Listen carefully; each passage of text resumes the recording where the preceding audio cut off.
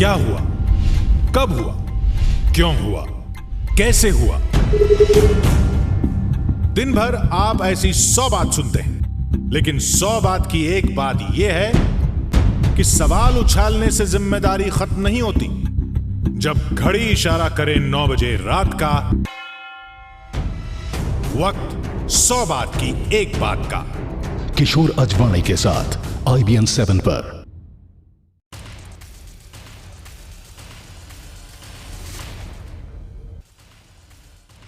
बिहार की मधुबनी में मुसाफिरों से खचाखच भरी बस तालाब में गिर गई और इस हादसे में 35 लोगों की मौत हो गई। बताया जा रहा है कि तालाब इतना गहरा था कि बस पूरी की पूरी पानी में समा गई, जिसकी वजह से बस में सवार ज्यादातर यात्रियों को बचने का मौका ही नहीं मिला और वो डूब गए। बिहार के उप मुख्यमंत्री तेजस्वी यादव ने घटना पर दुख जताया है। उन्होंने कहा कि दुख की इस घड़ी में सरकार पीड़ित परिजनों के साथ में है। लालू यादव ने हादसे के लिए पुरानी बसों को जिम्मेदार ठहराया। हादसे के बाद बिहार सरकार ने मृतकों के परिजनों को 4-4 लाख रुपए का मुआवजा देने का ऐलान किया है। भारत ने उरी हमले पर पाकिस्तान को सबक सिखाने का मन बना लिया है और मुमकिन है कि जल्द ही ऐलान भी हो जाएगा कि प्रधानमंत्री सार्क सम्मेलन में हिस्सा लेने पाकिस्तान नहीं जाएंगे।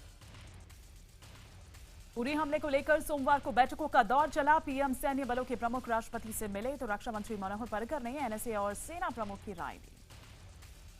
दिल्ली में उच्च स्तरीय बैठक में तय हुआ है कि पड़ोसी मुल्क को लेकर भारत को और आक्रामक होने की जरूरत है और भारत यूएन जैसे अंतर्राष्ट्रीय मंच पर पाकिस्तान को घेरना शुरू करे।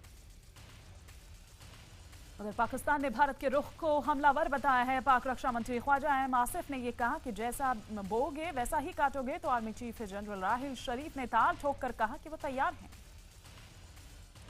संयुक्त राष्ट्र सम्मेलन में हिस्सा लेने के लिए न्यूयॉर्क पहुंचे पाक पीएम नवाज शरीफ से जब उरी हमले के बारे में पूछा गया तो उन्होंने चुप्पी साध ली। उधर रूस और पाकिस्तान के साथ शुरू होने वाला संयुक्त युद्ध अभ्यास रद्द हो गया है और समझा जा रहा है कि यह पाकिस्तान के लिए एक बड़ा झटका है। शहीद फौजियों के घर वालों को उन पर नाज है, लेकिन सरकार के लिए कई सवाल भी हैं। भोजपुर के हवलदार अशोक कुमार सिंह की पत्नी ने कहा है कि हमें हमारे पति का बदला चाहिए। बिहार के गया में सुनील कुमार विद्यार्थी की शहादत पूरा गांव गमज़दा है इससे, लेकिन शहीद के पिता और बेटी भी प्रधानमंत्री मोदी से मुंह तोड़ जवाब देने की मांग कर रही हैं। यूपी के जौनपुर में राजेश सिंह की शहादत पर पिता को इस बात का अफसोस है कि उनका बहादुर बेटा सीधी लड़ाई की जगह पाकिस्तान की धोखेबाजी का शिकार हुआ। नासिक के रहने वाले संदीप सोमनाथ ठोक के घर में शादी की तैयारी चल रही थी, लेकिन बेटे की शहादत की खबर ने सब कुछ खत्म कर दिया। झारखंड के खूंटी जिले के शहीद जावरा मुंडा के घर वालों ने सरकार से आर पार की लड़ाई लड़ने की अपील की है। उरी में आतंकी हमले के बाद पूरे देश में गुस्से की लहर उठी हुई है और कई शहरों में पाकिस्तान के खिलाफ जबरदस्त प्रदर्शन हुए। मुंबई से सटे ठाणे में आतंकी हमले का गुस्सा देखा गया। एनसीपी ने आतंकी हमले के विरोध में पाकिस्तान का झंडा जलाया और जमकर नारे लगाए। आतंकी हमले को लेकर देहरादून में कांग्रेसी नेताओं और सामाजिक संगठनों का कैंडल मार्च इन्होंने निकाला और पीएम मोदी से कार्रवाई की मांग की। उरी आतंकी हमले में बलिया के लांस नायक राजेश कुमार यादव भी शहीद हो गए। बलिया में सैकड़ों छात्र नेताओं ने कैंडल मार्च निकाला और पाकिस्तान के खिलाफ नारेबाजी की। आतंकी हमले के खिलाफ मुजफ्फरनगर में जिलाधिकारी और पुलिस अधीक्षक के नेतृत्व में कैंडल मार्च निकाला गया और शहीदों के सम्मान में सभी ने 2 मिनट का मौन रखा। अलीगढ़ में शिव सैनिकों ने पाकिस्तान की अर्थी निकाली और आग के हवाले किया। कार्यकर्ताओं ने भारत सरकार से कठोर कार्रवाई की मांग की है। योग गुरु बाबा रामदेव ने भी आतंकवादी हमले की आलोचना की और उन्होंने बुद्ध और युद्ध दोनों का महत्व बताया। महानायक अमिताभ बच्चन, जूही चावला समेत बॉलीवुड के तमाम कलाकारों ने भी शहीदों को नमन किया। सैंड आर्टिस्ट सुदर्शन पटनायक ने भी अपने अंदाज में शहीद जवानों को श्रद्धांजलि दी। सुदर्शन पटनायक ने पुरी में सैंड आर्ट के जरिए शहीदों का नमन किया। उरी हमले की साजिश पाकिस्तान से रची गई थी। आतंकियों के पास से मेड इन पाकिस्तान का सामान मिला है और पहली बार आतंकियों के पास से एक लैपटॉप भी बरामद हुआ। लैपटॉप की फोरेंसिक जांच की जा रही है। उरी पर हमला करने आए आतंकवादियों के पास 2 नक्शे भी मिले हैं। नक्शों पर पश्तो भाषा में कुछ लिखा है और हमले की हर जगह पर निशान लगे हुए हैं। आतंकी हमले की जांच करने के लिए एनआईए की टीम भी उरी पहुंच चुकी है और छानबीन शुरू कर दी गई है। उरी में फौज के कैंप पर आतंकवादियों ने सोची समझी साजिश और पूरी प्लानिंग के साथ हमला किया था। सिर्फ 3 मिनट में आतंकवादियों ने 17 हद गोले फेंककर तेल के भंडार पर सीधे धमाका किया और आग लगा दी। आग तेजी से करीब 150 मीटर के दायरे में फैल गई, जिसमें झुलसकर 13 जवान जिंदा जल गए। आतंकियों ने हमला एडमिनिस्ट्रेटिव ब्लॉक के उस हिस्से में किया जहां रह रहे जवान सिर्फ फ्यूल टैंक से तेल निकालकर बैरल में भरते हैं। दिल्ली के तुगलकाबाद से आम आदमी पार्टी के विधायक सहीराम पहलवान के खिलाफ मारपीट और जान से मारने की धमकी देने का केस दर्ज हुआ है। योगेंद्र विदुड़ी का आरोप है कि उसने 3 महीने पहले टूटी गलियों को बनवाने के लिए सहीराम से कहा था, लेकिन सहीराम ने कोई जवाब नहीं दिया। फंड के बारे में पूछने पर सहीराम ने उसे जान से मारने की धमकी दे दी। दिल्ली के राजौरी गार्डन इलाके में बिजनेसमैन के घर में काम करने वाली नेपाली मूल की एक लड़की की फंदे से लटकी लाश मिली है। मृतक पिछले 4 साल से व्यवसायी के यहाँ काम करती थी। परिजनों ने लड़की की मौत के लिए व्यवसायी को दोषी ठहराया है। साथ ही पुलिस पर भी मामले को दबाने का आरोप लगाया गया है। दिल्ली के डिप्टी सीएम मनीष सिसोदिया पर स्याही फेंकी गई। सिसोदिया जब एलजी से मुलाकात कर बाहर निकल रहे थे, उसी वक्त ब्रजेश नाम के एक शख्स ने उन पर स्याही फेंक दी। स्याही फेंकने वाले ब्रजेश शुक्ला ने आरोप लगाया कि आम आदमी पार्टी सरकार ने दिल्ली को बर्बाद कर दिया है। स्याही कांड के बाद डिप्टी सीएम मनीष सिसोदिया ने बीजेपी और कांग्रेस पर निशाना साधा। सिसोदिया ने कहा कि वो सिर्फ स्याही फेंकना जानते हैं। पुलिस के अनुसार ब्रजेश शुक्ला ने खुद को स्वराज जनता पार्टी का संस्थापक सदस्य बताया और उसने 2003 में निर्दलीय चुनाव भी लड़ा था। दिल्ली महिला आयोग में भर्तियों में गड़बड़ी के आरोप को लेकर एसीबी ने आयोग की अध्यक्षा स्वाति मालीवाल से पूछताछ की। स्वाति का यह दावा है कि उनसे 27 सवाल पूछे गए। कभी ओला उबर जैसी टैक्सी सर्विस पर शिकंजा कसने वाली दिल्ली सरकार अब इसकी सेवाएं लेगी। बताया जा रहा है कि सरकार को इस कदम से टैक्सी किराए में 70% बचत की उम्मीद है। IBN 7 को मिली एक्सक्लूसिव जानकारी के मुताबिक दिल्ली सरकार रोजाना गाड़ी किराए पर लेने की बजाय अपने अधिकारियों के लिए ओला और उबर की खास सेवाएं लेगी।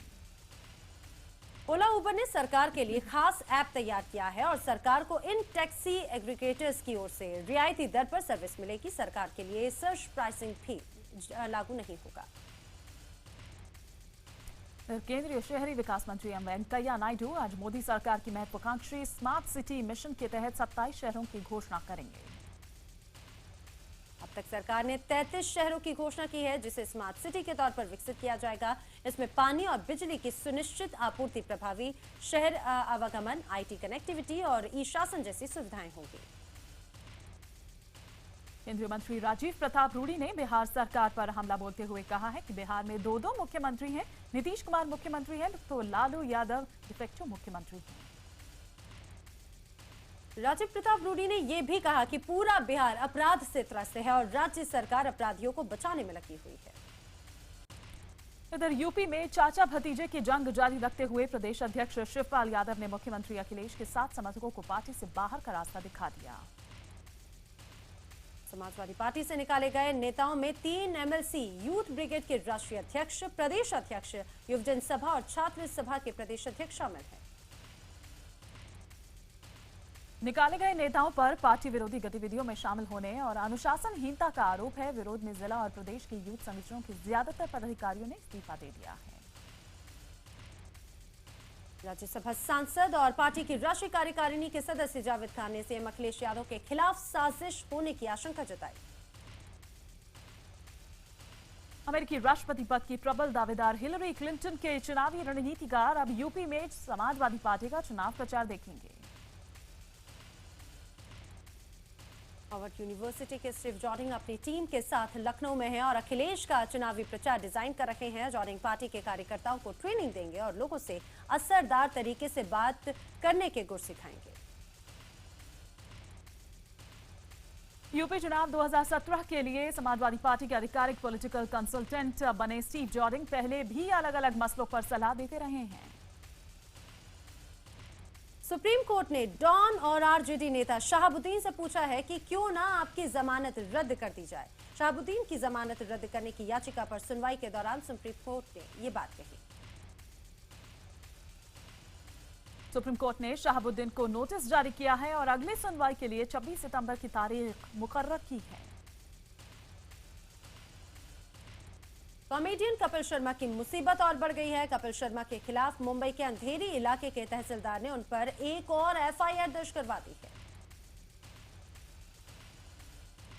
कपिल शर्मा पर एनवायरमेंट प्रोटेक्शन एक्ट के उल्लंघन यानी संरक्षित पेड़ों को नुकसान पहुंचाने का संगीन इल्जाम है। हफ्ते भर के भीतर कपिल पर यह दूसरी एफआईआर दर्ज हुई है। इससे पहले अवैध निर्माण के केस में उन पर और अभिनेता इरफान खान पर भी मामला दर्ज हो चुका है। मुंबई के बाद अब ठाणे, भिवंडी और कल्याण के बीच मेट्रो रेल का सपना जल्द पूरा होने जा रहा है। मुख्यमंत्री देवेंद्र फडणवीस ने इसका पक्का भरोसा दिलाया है। महिला यात्रियों की सुविधा के लिए बेस्ट ने मुंबई और उपनगरों में लेडीज स्पेशल बस चलाने की तैयारी की है और सरकार ने तेजस्विनी योजना के तहत 50 नई बस खरीदने का प्रस्ताव तैयार किया। इधर बॉम्बे हाईकोर्ट ने नीट मामले में बड़ा फैसला सुनाया और महाराष्ट्र में 85% छात्रों को प्राइवेट मेडिकल कॉलेजेस में एडमिशन मिलने को हरी झंडी दिखा दी है। कोर्ट ने कहा है कि वो राज्य सरकार के मामले में हस्तक्षेप नहीं करना चाहते और अब जिन छात्रों का महाराष्ट्र में डोमिसाइल है उनको एडमिशन मिल सकता है। आर्थिक और सामाजिक रूप से कमजोर मराठा वर्ग के लोगों को आरक्षण देने की मांग को लेकर जालना में एक रैली निकाली गई। दावा है कि रैली में 5 लाख लोग शामिल हुए। कश्मीर घाटी में पोस्टपेड मोबाइल सर्विस बहाल कर दी गई है और कश्मीर में अब तक सिर्फ बीएसएनएल की पोस्टपेड मोबाइल सर्विस ही जारी थी। दिल्ली के एक फार्म हाउस में 3 साल और 1 साल की 2 बहनें कैद हो गईं। 3 दिन तक किसी को इसकी खबर तक नहीं लगी, जिससे 1 साल की बच्ची की भूख से तड़पकर मौत हो गई, जबकि दूसरी की हालत गंभीर बनी हुई है। सुबह शाम को जब फार्म हाउस खुला तो इस घटना के बारे में पता चल सका, जिसके बाद लोगों का गुस्सा फूट पड़ा। लोगों ने फार्म हाउस के केयरटेकर की जमकर पिटाई की। दिल्ली के रोहिणी में शादी से इनकार करने पर एक लड़की को तीसरी मंजिल से नीचे फेंकने का मामला सामने आया है। गंभीर हालत में लड़की को अस्पताल में भर्ती कराया गया है। परिजनों के अनुसार अमित कल शाम 2 लड़कियों और 1 लड़के के साथ घर पहुंचा और शादी के लिए दबाव बनाया। मना करने पर लड़की को बालकनी से नीचे फेंक दिया। पुलिस ने अमित और 1 लड़की को हिरासत में ले लिया है। इधर सोनीपत में सतबीर नाम के एक शख्स की हुई हत्या की गुत्थी पुलिस ने सुलझा ली है। मृतक सतबीर ने अपने कत्ल की साजिश खुद रची थी। 16 सितंबर को सतबीर की हत्या हुई थी। बीमे की रकम परिवार को मिल जाए, इसके लिए सतबीर ने खुद के कत्ल की साजिश रची और बाकायदा 2500 रुपए की सुपारी भी दी। पुलिस ने आरोपी को गिरफ्तार कर लिया है। गुरुग्राम में एक मां बेटी का शव मिलने से हड़कंप मच गया। 35 साल की महिला और उसकी 15 साल की बेटी के शव पर गोली के निशान हैं और दोनों की पहचान मिटाने की कोशिश की गई है। जिस बेरहमी से मां बेटी का कत्ल किया गया है उसमें आपसी रंजिश का अंदेशा है। पुलिस आसपास के लोगों से पूछताछ कर शवों की पहचान जानने की कोशिश कर रही है। इधर पंजाब के पटियाला में एक सब इंस्पेक्टर का शव उसी की गाड़ी में मिलने से सनसनी फैल गई। मौत गोली लगने से हुई है। पुलिस से जांच रही है कि यह खुदकुशी है या फिर हत्या। रायपुर में 12 साल की छात्रा का बलात्कार करने के बाद उसे तलवार से काट डाला गया। शव के टुकड़े ठिकाने लगाने के दौरान लोगों को पता चल गया। 2 आरोपी फिलहाल फरार हैं, जबकि 1 पुलिस गिरफ्त में। मुरादाबाद पुलिस ने जिला अस्पताल के इमरजेंसी वार्ड में हथकड़ी लगे एक शख्स की जमकर पिटाई कर दी। पीड़ित का आरोप है कि उसका कुछ सामान गाड़ी में रह गया था, जिसके बारे में बताने के लिए वो थाना कटघर की पुलिस चौकी गया था, लेकिन पुलिस ने उसे मुलजिम ही बना दिया। यूपी पुलिस का एक सिपाही अवैध दुकानों से वसूली करता कैमरे में कैद हो गया। अवैध वसूली करता आरोपी सिपाही पहले भी रिश्वतखोरी के मामले में सस्पेंड हो चुका है। इलाहाबाद में ज्वेलरी शोरूम में गहनों की चोरी करती 2 महिलाएं सीसीटीवी कैमरे में कैद हो गई। महिलाओं ने घर में शादी की बात कहकर गहने दिखाने को कहा और ज्वेलरी लेकर चंपत हो गई।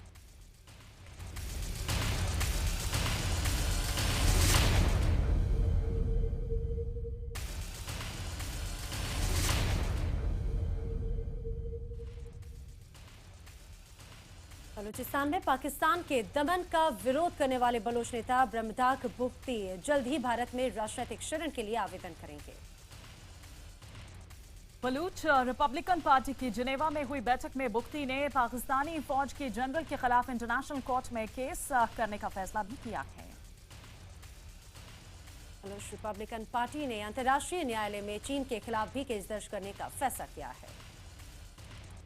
पाकिस्तान के दमन चक्र के खिलाफ बलूच और सिंधी लोगों ने जिनेवा में प्रदर्शन किया। न्यूयॉर्क और न्यू जर्सी में पिछले हफ्ते हुए बम धमाकों में पुलिस ने 28 साल के अफगान मूल के व्यक्ति को हिरासत में लिया है। रूस के संसदीय चुनाव में पुतिन की पार्टी को जीत मिली है। इससे 2018 में पुतिन की चौथी बार राष्ट्रपति बनने की राहें आसान हो गई हैं। सैमसंग ने भारत में अपना नया smartphone Galaxy J7 prime launch किया है और भारत में इसकी कीमत 18,790 रुपए होगी। फोन में एलईडी फ्लैश के साथ 8 मेगापिक्सल का फ्रंट फेसिंग कैमरा है और साथ ही साथ 13 मेगापिक्सल का रियर कैमरा भी है। इधर बता दें कि नए स्मार्टफोन में 32 GB की इंटरनेट मेमोरी भी है। सुस्त शुरुआत के बाद अमिताभ बच्चन की फिल्म पिंक को अब टिकट खिड़की पर दर्शकों का खूब प्यार मिल रहा है। 3 दिन में फिल्म की कमाई 21 करोड़ रुपए के पार पहुंच चुकी है। वहीं इमरान हाशमी की हॉरर फिल्म राज रिबूट कमाई के मामले में पिंक से पिछड़ गई है। इधर फिल्म ने 3 दिन में 18 करोड़ 9 लाख रुपए का कारोबार किया है। शाहरुख खान के बाद अब सलमान भी लुंगी डांस करेंगे। एक बनियान के विज्ञापन में सलमान खान लुंगी डांस करते नजर आएंगे। फिल्म इंडस्ट्री में योगदान के लिए अभिनेत्री कटरीना कैफ को स्मिता पाटिल मेमोरियल अवार्ड दिया गया। टाइगर श्रॉफ कृति सैनन के साथ एक बार फिर दिखाई देने वाले हैं और ये जोड़ी एक विज्ञापन फिल्म में नजर आएगी। फिल्म वीरे दी वेडिंग में करीना कपूर और सोनम कपूर एक साथ काम कर रही हैं। इस फिल्म को एकता कपूर और सोनम कपूर की बहन रिया प्रोड्यूस कर रही हैं। टीवी एक्ट्रेस प्रत्यूषा बैनर्जी के बॉयफ्रेंड राहुल को मुंबई ट्रैफिक पुलिस ने शराब पीकर गाड़ी चलाने और लाइसेंस न रखने के जुर्म में उनका चालान काटा था। राहुल को आज इस मामले में बांद्रा कोर्ट में हाजिर होना होगा। दरअसल राहुल राज कोर्ट में हाजिर हों इसके लिए सिक्योरिटी के तौर पर ट्रैफिक पुलिस ने उनका पासपोर्ट जमा करवा लिया था। कानपुर के ग्रीन पार्क में 22 सितंबर से शुरू होने वाले टीम इंडिया के 500वें टेस्ट मैच में न्यूजीलैंड को मात देने के लिए टीम इंडिया जमकर पसीना बहा रही है। हालांकि प्रैक्टिस के दौरान रविंद्र जडेजा दिखाई नहीं दिए। प्रैक्टिस सेशन के बाद उप कप्तान अजिंक्य रहाणे ने भरोसा जताया कि भारतीय टीम हर हाल में अपना 500वां मैच जीतेगी। न्यूजीलैंड ने भारत के खिलाफ अगले महीने होने जा रहे वनडे सीरीज के लिए ऑलराउंडर कोरियासन को टीम में शामिल किया है। टेनिस सनसनी सानिया मिर्जा, रोहन बोपन्ना और लिएंडर पेस के बीच विवाद बढ़ता जा रहा है। पेस के एक बयान पर पलटवार करते हुए सानिया ने ट्वीट कर इशारों में उन्हें जहरीला व्यक्ति बताया। इसने दावा किया था कि रियो ओलंपिक में मिक्स डबल्स में भारत के पास पदक जीतने का मौका था, लेकिन गलत चयन होने से ये मौका हमने गंवा दिया।